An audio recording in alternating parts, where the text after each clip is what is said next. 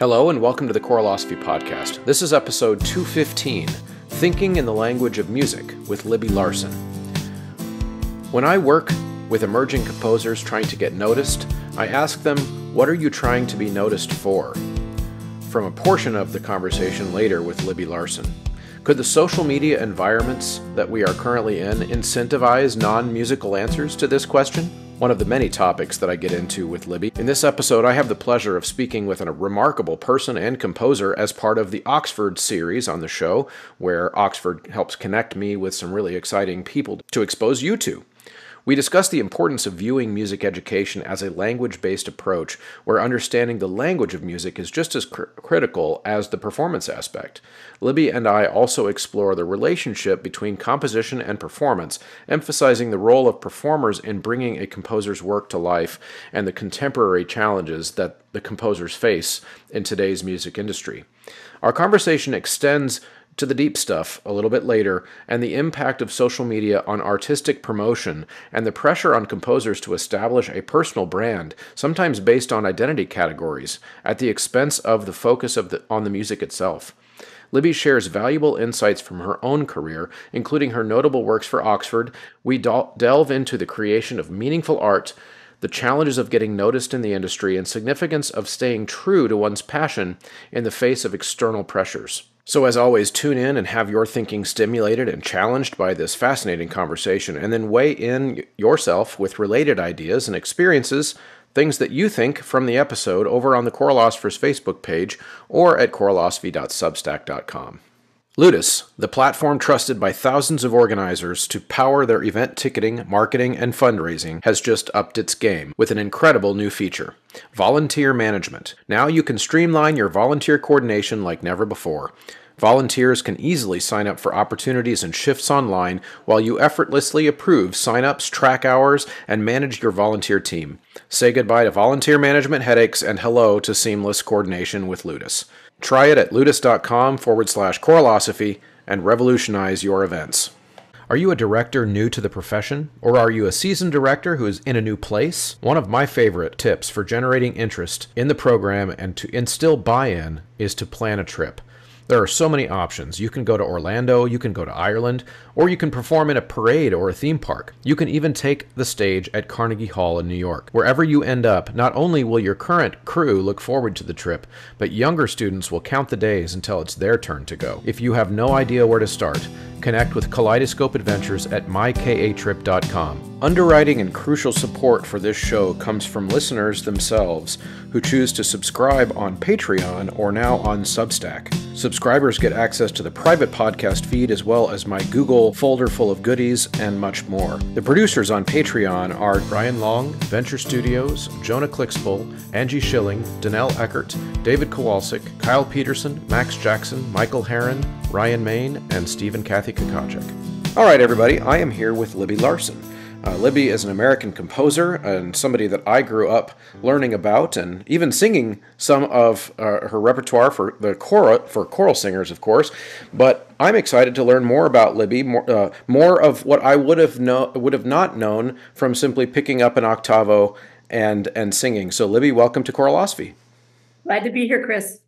This will be fun. Why don't you get us started with just a little bit about your background in terms of, I would even be interested in kind of how you got started in composition, what made you drawn to the art form, and then catch us up to today a little bit. Of like, what do you do on a day-to-day basis these days? Well, I do the same thing today that I've done since about third grade, believe it or not. I was drawn into composition by a stroke of luck. And here's what it was. I grew up in Minneapolis, Minnesota in the 1950s, which seems almost impossible, doesn't it? That long ago. But that was before the Vatican II Council. The reason I bring that up is that I went to a Catholic school, Christ the King School, on 50th in York, in Minneapolis. And in that school, in first grade, all of the children, all of us, learned to write and read music not as a performing art, but as a sequential art for training the brain. So we learned to read and write music at the same time we were learning our ABCs and our numbers and, all of the elements that combine to make abstract objects like equations or words we all learned to read and write music. For me, that was the stroke of luck because I think in music, I know so many of us musicians, we think in music. So that's the first thing. I walk into a room and I hear everything.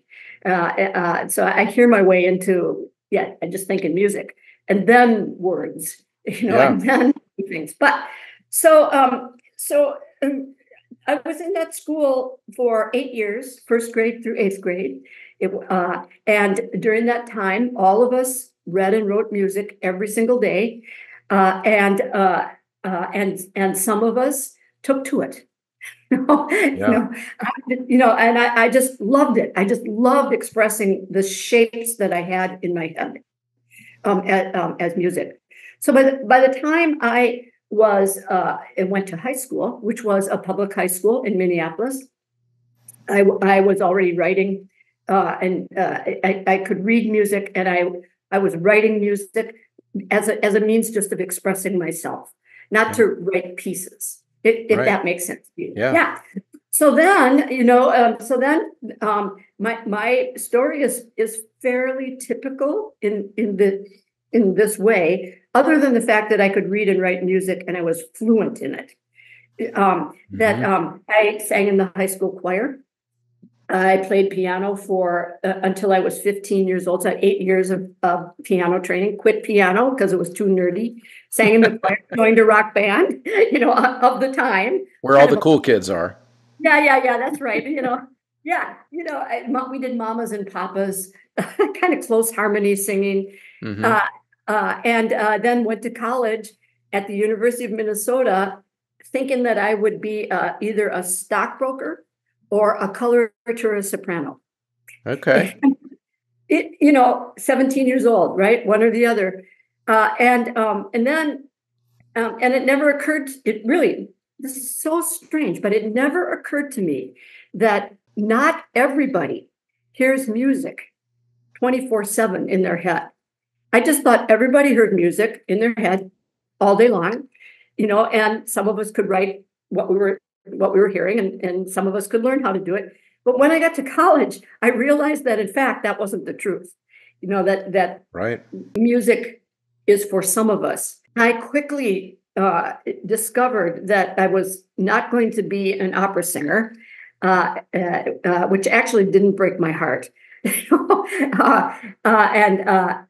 Or a stockbroker, which I do love, if then propositions and math and those things. But I love music theory, and just took like a duck to water to music theory. And because I could already read and write, now then I learned.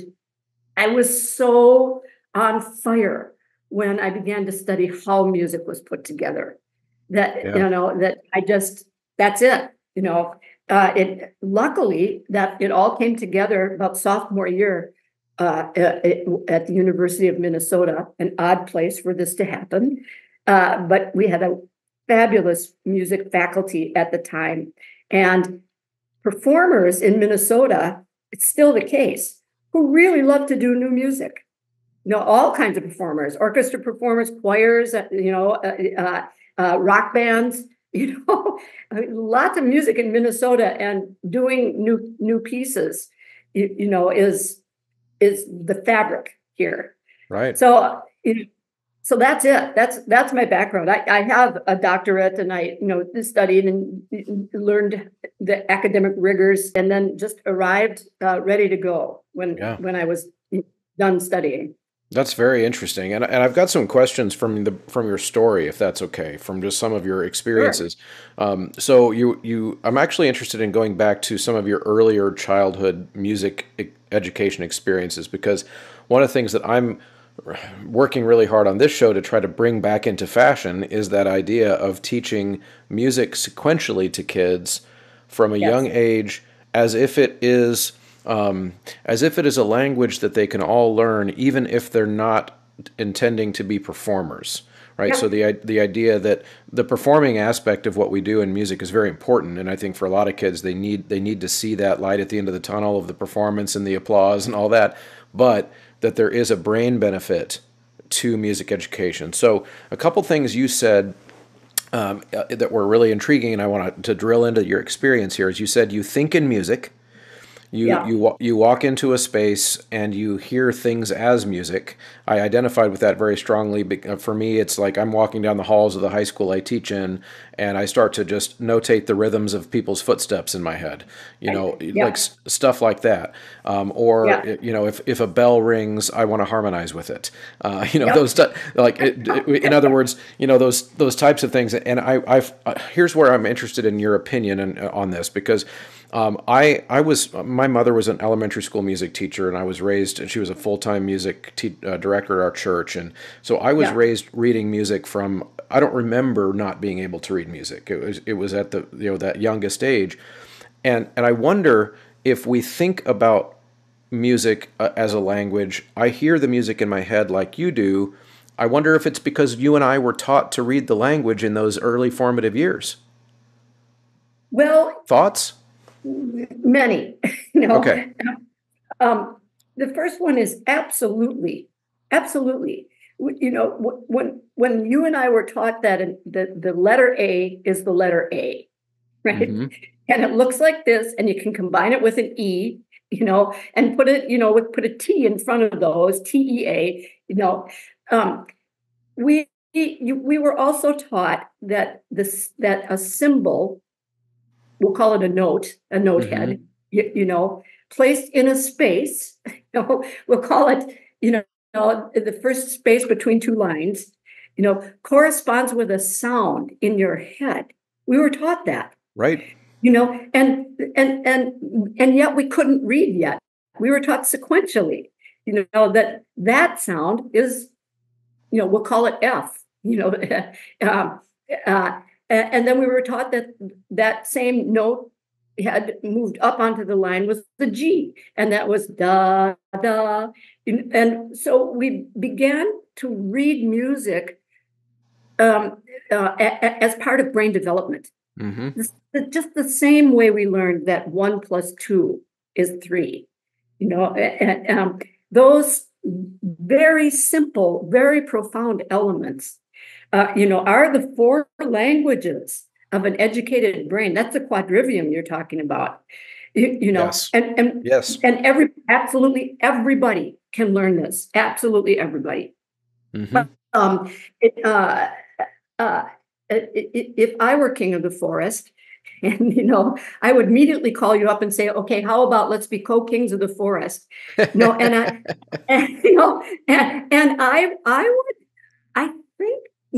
would. I would say, all right, music education. We're going to start with learning to read. We're going to read, not to perform, not to get applause. We're going to learn to read. It's a language. It's a sequential language.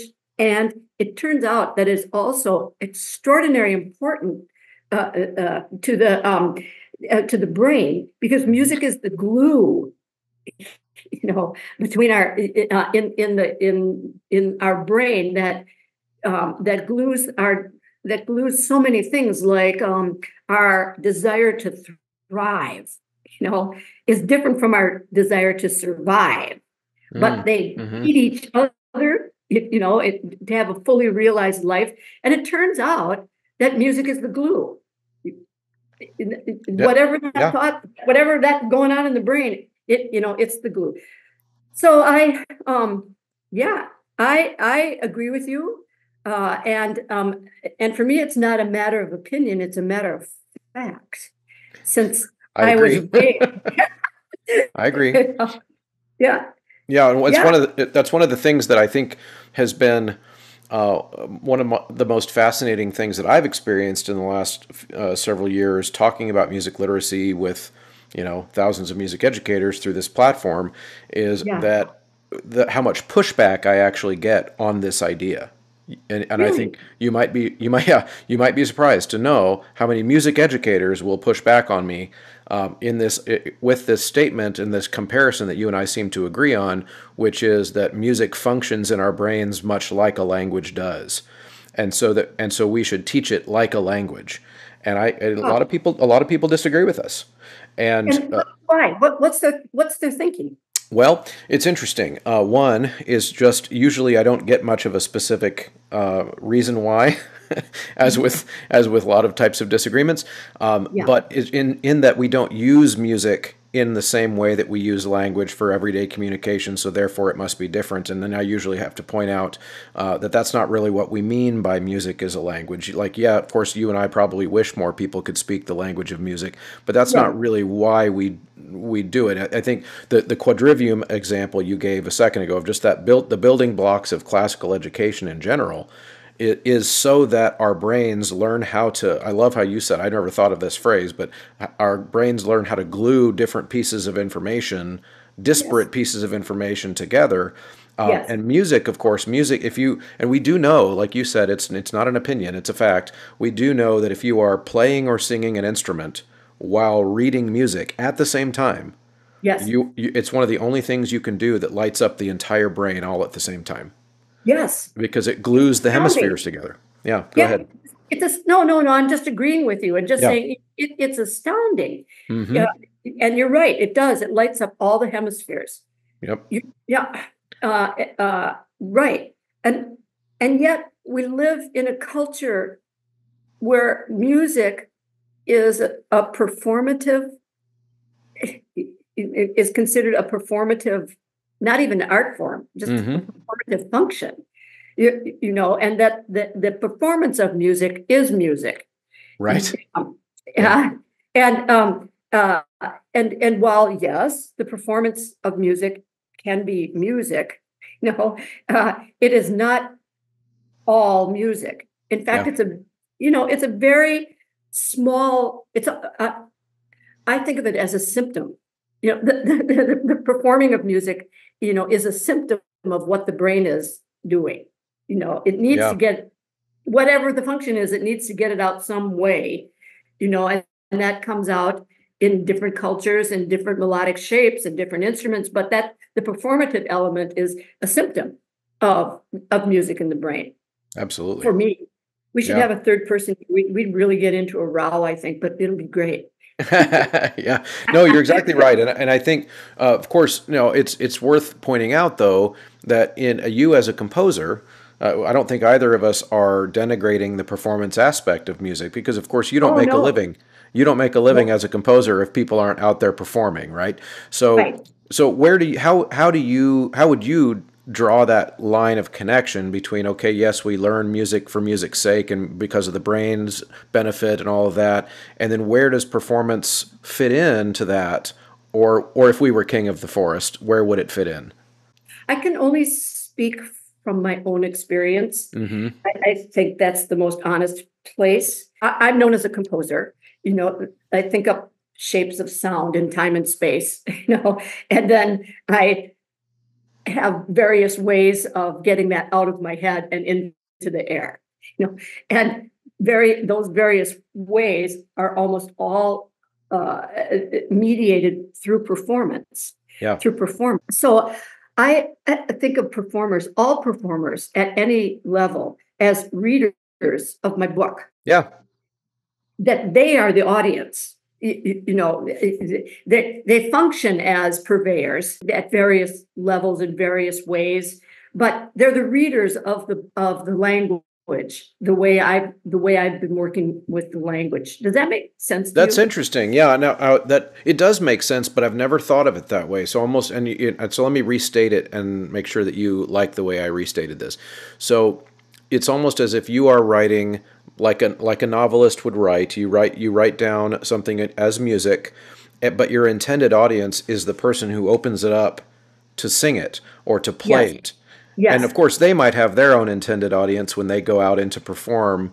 Yes. Is that kind of what you're saying? That is what I'm saying. Okay, Yeah. that's interesting. And we are talking about choralosophy here and choral Yes. music. Uh-huh. You, you know, and I, in most all of my choral music, the texts are chosen for the performers to convey. Right. They are the ones who are saying the words and feeling the feelings, and so I try to speak to the choirs, through the pieces that I compose for choral performance. I try to signal to them something about what it's like to be alive. If that makes sense to you. It does. Yeah. It does. So, for instance, yeah, go ahead. No, I was just going to ask, do you have any sense of whether or not that is a common composer way of looking at it, or do you think you're kind of an odd duck?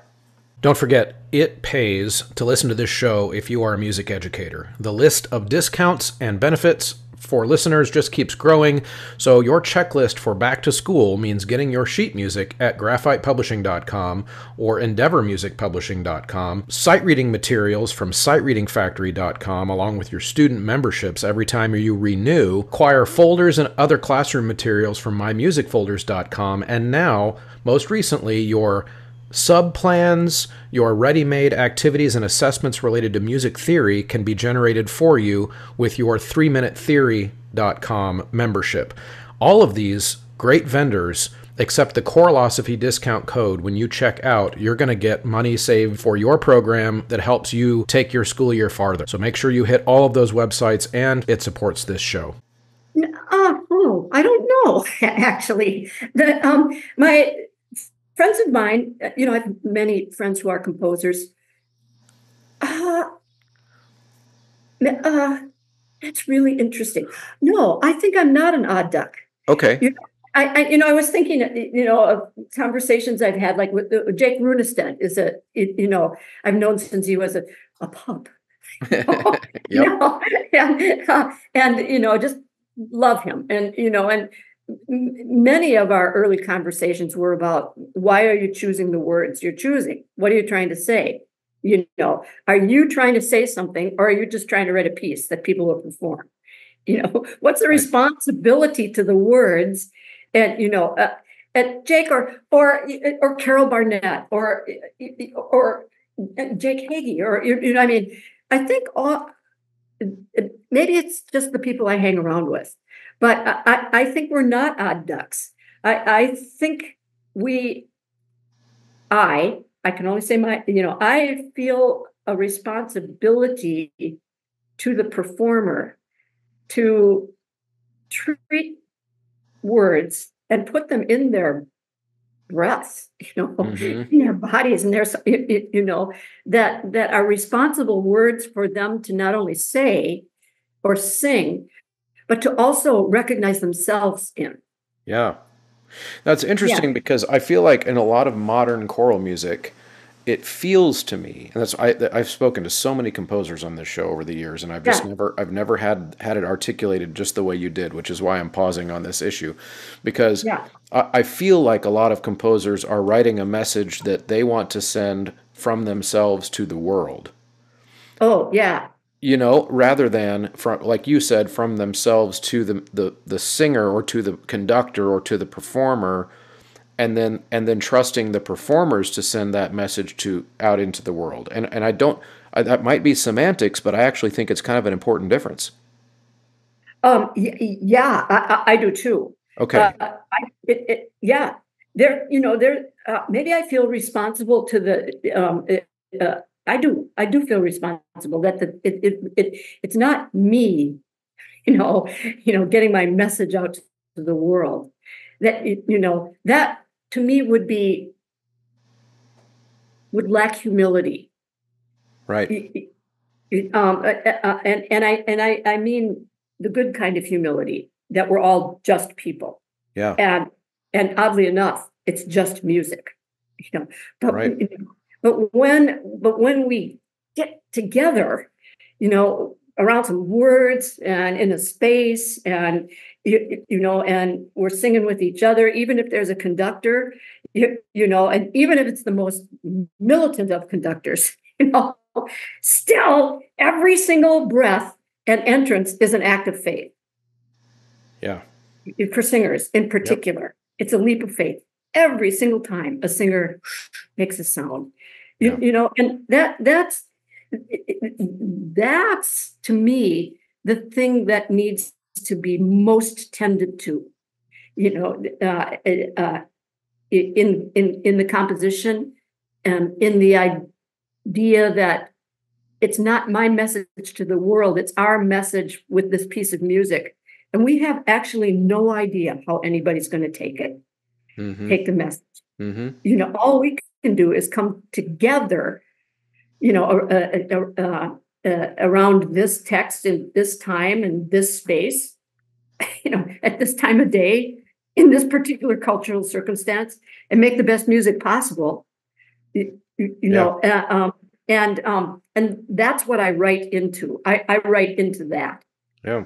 Now, this would be an opinion question, and it's okay to say if you have no opinion about this, but I guess it's typical, or I guess a segue is maybe how I would say it, between what we were just talking about and one of the things I do have on my list to ask you about anyway, which is the things that you might have seen over the course of your composition career that might be different nowadays. And since I made the observation that it seems to me like a lot of times composers are marketing a message to the world, I wonder if in some ways that's a generational thing, because a lot of the composers of the current generation, the younger generation, so to speak, it's a social media landscape where they have to market themselves so that people will buy the music in a very, very different way than you would have had to when you were starting out as a composer.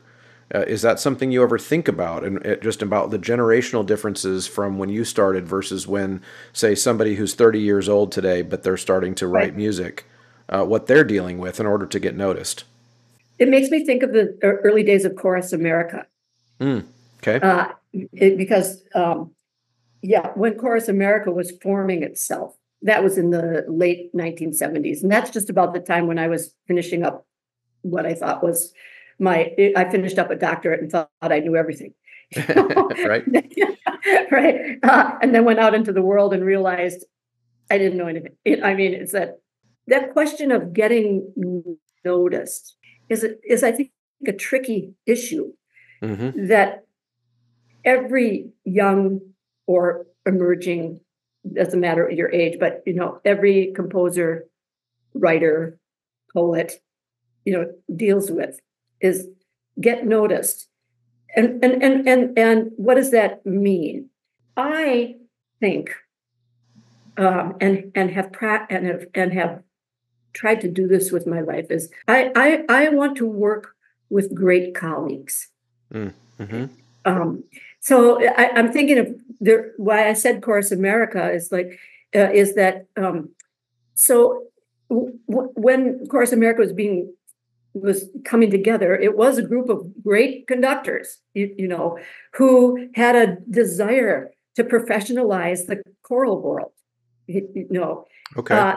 And so, it was like, Margaret Hillis and Albert McNeil and Dale Worland and Philip Brunel and Greg Smith, and Joe Flummerfeld, they're all talking to each other about what is this thing we're doing, when getting groups of people together and singing, and we're calling it choral music. And they weren't talking about marketing. They were talking about making music. And, and so the getting noticed, for young composers then was to hang out with them, and learn from them and hang out with them and make pieces, and ask their advice, and they would perform some of the pieces, some of them they would not perform, but to create a community around the idea, I think that might be much harder today, to create a community around an idea. I mean, you're doing it, and it's hard. It's really hard, because we can't really hang out with each other. There's nothing like being in the same room, and we're sort of in the same room, but we're not in the same room. Like, I can't see what your feet are doing. You know, Right. Online, I've learned over the years, because I've been around for the whole development of it, is that it is not technology is not communication. Yeah. Yeah. It's not communication. And not only is it not communication, it's only a few dimensions revealed of communication. Right. I call it low resolution communication. Brilliant. Yeah. Yeah, absolutely.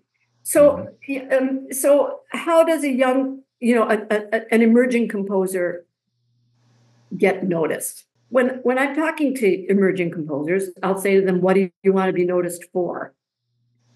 Yeah. Now, what do you want to get noticed about? What is it? And if it's, I want to save the world with my music, I will say to them, well, that's a very noble goal. How do you know if you're doing that? What,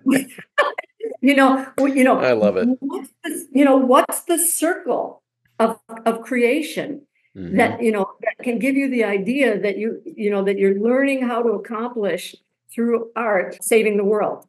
Yeah. Through you make. You can make a piece about saving the world and put it out on the internet, and and hope, and that's not the process. Yeah.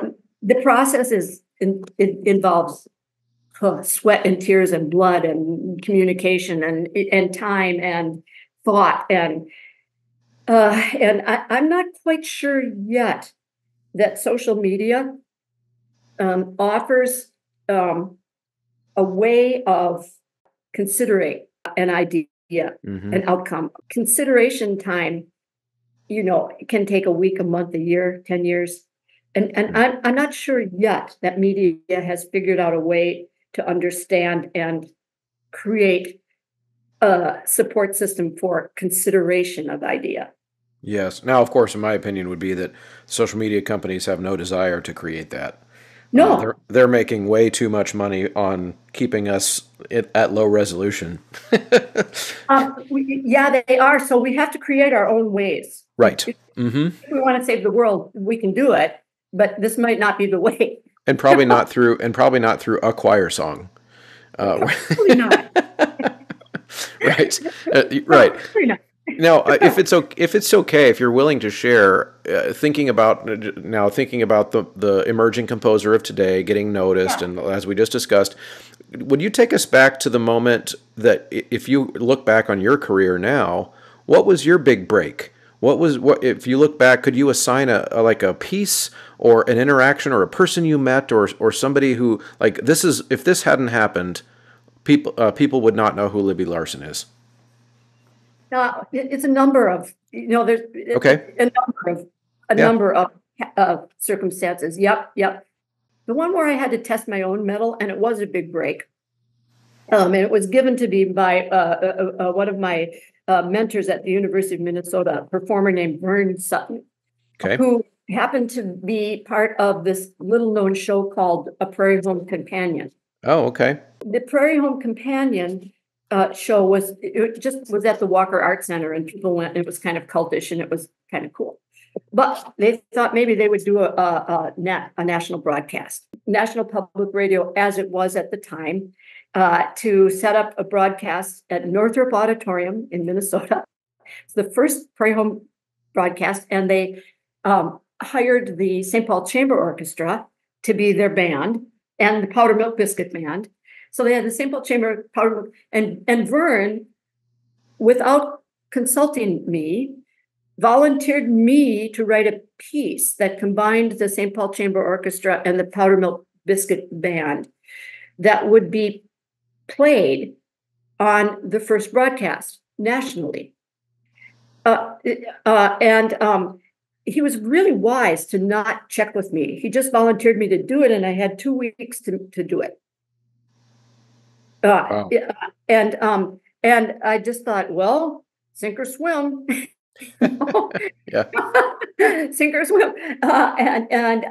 And so I did it. That was a big break in a couple of ways. It was a big break for me to test myself. that was the biggest break of all, actually, is to just say, okay, just do it, and he knew I could do it. And I didn't question whether I could do it because I'd been writing since I was, 7 years old, but Right. under this kind of time pressure, I just didn't think about it. I just did it. And that was a break in many, many ways, because then I became a person that people trusted to do, to make a piece. Yeah. If that makes sense. Mm-hmm. The founding of the Minnesota Composers Forum, which Steve Paulus and I and a group of us, were doing at that very same time. I think the big break there was that we were mentored by Philip Brunel, who is a well-known in the choral world now, but at that time was working for the Minnesota State Arts Board. He himself, so he started to mentor us, and that was a big break. But the other two, there are a number of them, but the ones that come to mind right now is then in the early 1980s. So 83. I was privileged to become a composer in residence with the Minnesota Orchestra, working with Sir Neville Mariner, who was Neville Mariner at the time. Again, there's no earthly reason I should have been there, except that I just wanted to do it. Mm-hmm. It didn't occur to me that I was like the only woman, until people started pointing out, politicizing it. Right. The gender issue is a political issue. It doesn't really have anything to do with composition. At least that's me saying that, because right. I can compose the socks off anything, and but the genderization issue has really blossomed, I think, as a way of getting bringing attention to composition. That's okay, that's fine. Mm-hmm. But when push comes to shove, you're either going to be able to write the piece or not, and it better be world class, and it better be on time. And these opportunities, these big breaks, for me, have been opportunities to meet greatness in performers and conductors, to meet at the crossroads of respect for the art form that we so passionately pursue. Yeah. And those are rare opportunities, and that was one. Composers Forum was one. Prairie Home Companion, that was one. Working with Arlene Auger was another. Working with Benita Valente was another. Working with James Dunham, is another. They look like big breaks from the outside, but what they are for me is extraordinary opportunities to meet way beyond where any of us are. Yeah. And make music and enjoy it, and right. then go home to our families. Yeah. I mean, because ultimately it's a job. Yeah. It's a vocation, but it's a passion. It can be all those things. Yeah. Yeah. And, and isn't it wonderful? Like, well, here you and I are, sharing this passion, and boy, that's extraordinary, Right. Yeah. And then we'll both go home to our families. Right. And I'm already there. I'm already. My daughter's right in the room next door. So yeah. Okay. So actually, I would like to ask a question about another thing you just said there, if that's okay. So, you mentioned the being the first female composer to do some notable thing, and in the moment you didn't have a sense of significance of that until people started, as you said, politicizing it. And what I wonder if you'd share your opinion on is that I think since that time, was that the one you said was about 1983-ish? Yeah. Mm-hmm. That was okay. So since 1983, I was 4 years old, by the way. I just have to throw that out there. You grew up well. Yeah. And since then, of course, the politicization of just the identity of the composer in general is a way bigger part of the conversation than it's ever been. Yeah. And then you also said, like, yes, anybody, any gender, any race can write the piece of music, but it's got to be world class and it's got to be on time. I wonder if you've seen or noticed what seems to be like almost a pendulum swinging past equality and inclusion into, like, in some ways, we talk about the identity of the composer now more than we often even talk about the quality of the composition. That's something that I feel like I've noticed in my lifetime. But then I would also say it's good that we're talking more about more people other than straight white men writing, or, well, a lot of gay white men were composers too, but a lot of them. But you know what I mean. There's it's a good thing. So for me, it's hard because it's like it's good that more people are being more types of people are getting a seat at the table. But at the same time, we can't stop talking about it's got to be world class. It's got to be on time. We've got to be able to talk about the art form and critique the art form. Do you know what I mean, or am I just being crazy? No, I do know what you mean. I've noticed this as well. Mm-hmm. That we're not playing enough of the music. We're not like considering the music. Mm-hmm. Near the proportions. That we're considering that we're considering politics and around the person making the music. Right. It's got to be world class and it's got to be on time. And otherwise, the conversations end up doing themselves a disservice. That's interesting. Say more about that. What do you mean? Well, what survives? What lives at the end of the conversation, whatever it is, and you hear the music, and what lives in you for the next week or the next year or something you might recall 10 years from now. Is it the music? Or is it the identity of the person who wrote it? Yeah, exactly. Right. Mm-hmm. So now, okay, let's take Bernstein. Here, the identity of the person is fascinating and multifaceted, but the music, is apart from the personality. Right. And so there you have, that's cool, but when the personality is the first thing we talk about, mm-hmm. Getting noticed, we were talking about getting noticed. How do you get noticed? And right now, I think there may be a misperception that that getting yourself noticed as a person is the way to get your music performed. Maybe, but the music is going to be world class and it's got to be on time. It's got to live well beyond you and your circumstances.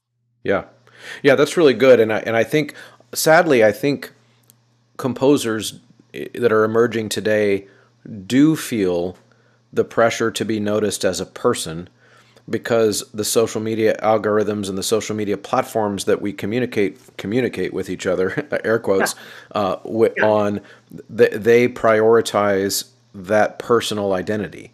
And so you have to make yourself, and I think I was making a joke earlier about being 4 in 1983, but partly that's significant because people, Gen Xers like myself, we were born, I was born in 1979. So I've been alive for all of this technology boom, and I've seen it happen, but it started for me as a little kid. And like with video games and, and some of the digital technology, everybody has a computer, personal computer, all that kind of stuff. And I feel like, so I can identify with it, even though I'm old enough to remember a lot of the stuff that the people in your generation remember too, Mm-hmm. So we're kind of stuck in the middle, us Gen Xers right now, and so I think I can identify with that need to like make my own personal identity known in order to help my career, but also I'm not a composer. And so it's a little bit different, and it's different. And I think I'm just interested in your thoughts too on if you are working with a younger composer, an emerging composer, and earlier you were saying you were asking them, what do you want to be noticed for? Which I thought was a really, really good question. but then we kind of moved on to another topic. So I wonder if you would say more about that. Like, do you ever tell them or give them advice on what they should try to be noticed for, or do you let it just be an open-ended question, or do you give them kind of leading answers? How would you share that with people? It's a really interesting topic that we're digging into. Uh-huh. I am mentoring right now 4 brilliant composers, young composers. And we've known each other a couple of years. We didn't move into mentorship until this year. And we've had these conversations, about how can I make a living? It usually comes up with, the topic usually comes up this way. I want to spend my life composing. How can I make a living? I think people ask me that because I've been doing it for 50 years, so it's kind of a way into how can I do what I want to do and also live a life, because it looks like you can't, but you can. Yeah. All 4 of them are very good on social media. That's not a problem, social media, but that doesn't, but that's not the living. Right. That's the business card. That's the business card. Right. Yep. So it's how you use the business card, in your process, and everybody's process is different. I'll go back to Jake, who he knew right away how to use social media. Really a master at it. And his work is world class, and it's always on time. So he's great. So he knew that the media was there to serve the passion of his art form. Mm-hmm. It's there to serve the passion of your art form, and he knew how to use it really well, and he uses it really well. And so these 4 that I'm working with right now, my advice to them is, what are your skills in social media? How can you use them to support your art? Not you, your art. Yep. Your art. For each one of them, it's different. There are some who accept what I call the prescription of social media, as the avenue, the only avenue, is to get known and have people look at, know you. And that's not it. Right. It's to be known, not get known, but be known, for the art that you're making, so that your social media is about the art. Yeah. Yeah. Does that make sense? Oh, it does. It really does. Yeah, that's really, really wise. And I hope that more and more composers get that message, because I think that's really, really important. It's not just important for them as artists, but it's also important for the art form more broadly. That becomes the focus again. Yes, I agree. And I think there's enormous opportunity. I am not fluent in digital and social media. I'm fluent in music, but I'm not fluent. But I can see I can see its potential. And when I was back in the early days, the social media, I was thinking, what was the social media that we all thought we needed to be known on, right? And it was like newsletters, like the American Music Center newsletter. You'd post. You post what you were up to. You can find them in archive boxes, right. And that's sort of how we shared with each other. Right. And I always thought, well, that's fine. I didn't do much of that kind of sharing because it wasn't word of mouth, and word of mouth is so much more powerful than than posting on a page somewhere. Right. So I think any artist would do their work a favor to think about what are the avenues for being known that are best going to serve the art that they're making. Yeah. Over the longest period of right. That's really good. Yeah, in that long game. That's really good, Libby. Thank you so much. I'd like to go one final direction with you, if that's okay, and that is your music. I'd like to spend a little bit more time talking about your music. Of course, I've even got my Oxford t-shirt on because Oxford helped set up this conversation. So I had a choice between two shirts in my drawer when I was pulling it out to get dressed, and I grabbed this one because it's it's perfect occasion. So thanks, Maggie, for setting up this conversation. So let's start there. So choral music, what's in your Oxford, or what does Oxford have of your catalog? Well, they have a fair amount, actually. Let me see. What do they have? Oh, there's so many things, actually. So I love poetry,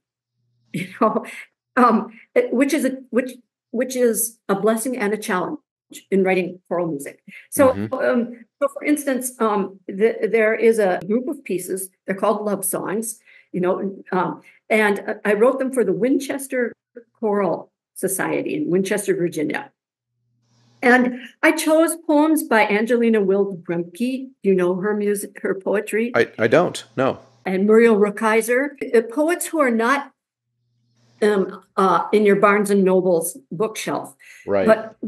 But poets who are just brilliant.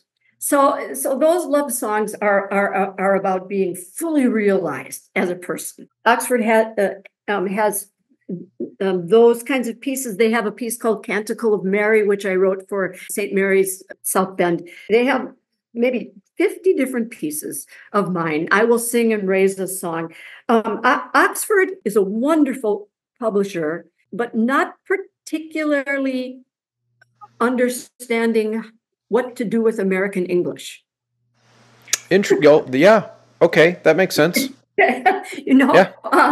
And I love to set American English. So, I made a piece for the King's Singers, Michael Ondaatje, Billy the Kid. But okay. Many of my pieces I've written many pieces for Oxford, which can be, which are for standard choir, SSA.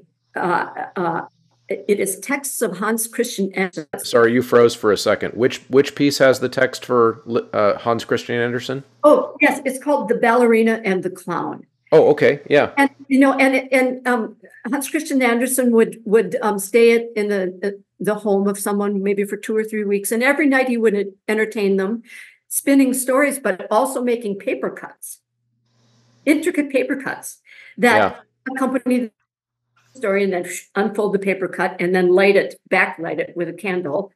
And one of the stories is the story of the ballerina and the clown. A beautiful story. It's not a fairy tale. It's a Hans Christian Andersen story, and you can do it with paper cuts.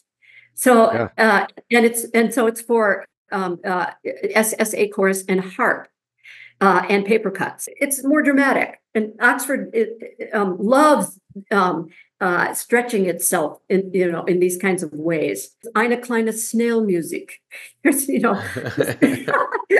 When they did your Western songs too. Yeah, they did. That was my first exposure to you.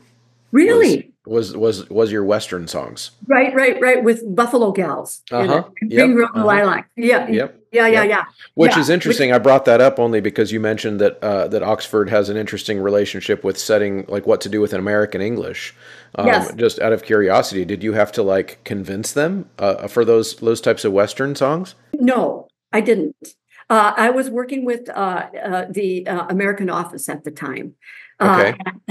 So no, it was very fluid. However, and I think this is kind of hilarious. So I did Buffalo Gals as part of that set, and then Bob Chilcott did Buffalo Gals. Really? Okay. Yes. Oxford and I, we have a very fluid, wonderful relationship. But they're British. Right. Oh yeah. They've got to have their rules. Yep. And I might laugh a little too loudly from time to time. That's funny. I love working with them. Yeah, that's great. That's great. Now, so I have one more question that I ask to every time a composer comes on, and it's just kind of a weird question, but I'm a weird person with a weird brain, so try to stick with me here. and this doesn't have to be Oxford stuff. This can be anything in your catalog. But if you have had something that you wrote that you really didn't expect people to like, but for some reason people really liked it. And then do you have anything in your catalog that's the opposite, which is that like something that you just really thought people were going to love, but then nobody's been singing it? It's a piece that I wrote in the late 1980s. It's called The Settling Years. Okay. I wrote it for the singing sergeants, and it's pioneer texts. And I wrote it, and I thought that's going to be great. They'll like it. I had some fun with it. I made them dance and march and do stuff, and play. I played, but that piece just took off. I was surprised by that, because at the time I thought, but the language is so simple. It's so simple. That one's on Schirmer. I've got your website here in front of me. That one's on Schirmer. Yeah, and the language is, it's basically banjo picking kind of language. Interesting. Yeah. Now, what was it about that one that made you surprised that it took off? I thought it was too Broadway. I was trying to walk a line between choral, what I wanted to do with choral music, which is a piece that didn't take off. That you asked for that too. Yeah. That I wrote a little bit later than that. I wrote it for Muse, Catherine Roma's chorus. Okay. And it's a piece called "I Just Lightning." It's a chanting kind of piece, and it affirms women. It's a chant by Maria Sabina, a mushroom chant, that goes on for hours and hours. And I just thought, I just did such a great setting of this section of this, and women's choruses I love this, and no, didn't take off at all. Instead, Settling Years. Maybe I Just Lightning was too personal. Sometimes, when you ask some composers are writing pieces to change the world, maybe maybe I was doing a little bit of too much of that with I Just Lightning. It's like, I'm just going to affirm women, right? Yeah. I can only affirm myself. I've learned. That's very wise as well. Yeah, and that one's also Oxford. I pulled that one up too. Yeah, it is. Yeah. Okay. Yeah. I mean, that's really good. And I think I love asking that question to composers too, partly for the reason that you just hinted at, which is that, it's your art. It's hard for you to see your art through everyone else's eyes. Yeah, it is. It's very difficult. Yeah. That's really good. Well, Libby, thank you so much for spending this time with me. This has been really fun. Is there anything that you didn't get a chance to express that I just didn't let you say that you want to share with everybody on the way out? Oh, we could talk probably for 2 weeks nonstop, you and I. Agreed. No, it's been a real pleasure having a conversation with you. I hope we do this again. That would be a lot of fun. That would be a lot of fun. I truly admire what you're doing. Thank you for doing the work you're doing. I appreciate and it. for putting up with all of us composers. No, it's great. It's a blessing as well on my end. So thank you so much for joining me. My pleasure, and thank you. Thank you, as always, for sticking around to the end of an episode. If you are still listening, that means you're one of the people who are MVPs of the Choralosophy Podcast, the people who stick around to the end. Of course, the ways to help are to use the Choralosophy promo code at sightreadingfactory.com, mymusicfolders.com, 3minutetheory.com, endeavormusicpublishing.com, graphitepublishing.com, and of course you can join the Patreon. Link is in the show notes. You can also subscribe at Substack and chip in a few dollars a month there. All of those things are great ways to help, and of course like, share, leave comments, be part of the conversation. That's what this is all about. See you guys next time.